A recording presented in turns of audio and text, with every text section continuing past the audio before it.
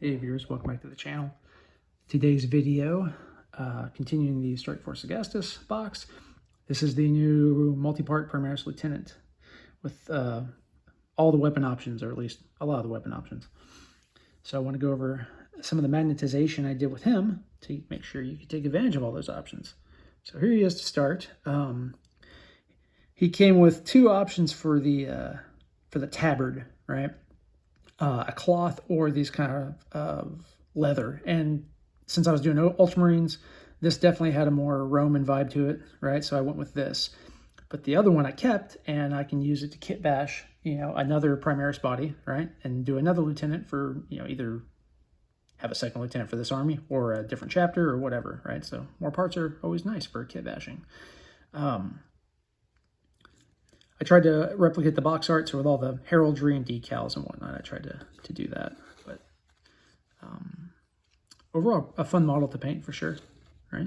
So let's get into magnetization. So he came with basically a pistol, plasma pistol. He came with bolt pistols too. He came with a rifle. He came with a power sword, power fist, and an empty arm. So those are pretty much all of his options, I think. So I've got him equipped with the rifle and the power fist, and then a holstered bolt pistol. Actually, did I do an empty holster? I did an empty holster, didn't I? So the bolt pistol. So, but what you can do for the melee side, right?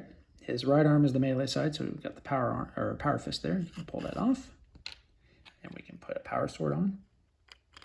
Oops, and there he is. And he comes with, a couple different tilting plates here too, so you can customize those as well to kind of kit this out. So you can come with a power sword there, or if you want him to not have a dedicated power weapon and just have his normal close combat, which is an option. Right now all the war gear is free, but maybe it won't be down the line. Then we just have the pointy hand, right? So that's all that. Put his fist back on. And then on the ranged weapon side, he comes with a bolt rifle, and then your choice, much like the Intercessor kit, of what kind of bolt rifle you want to make it, whether it's the assault, the heavy, or the rapid fire. I did the assault to match the rest of the army, and at least at the time, 9th edition, more shots is better. Now in 10th, it doesn't really matter. So I went ahead and just glued that, because those little magazines are really a pain to magnetize. And I went ahead and used, I had one spare Ultramarine upgrades, shoulder pad with the raised ultimate symbol, so I just went ahead and used that here.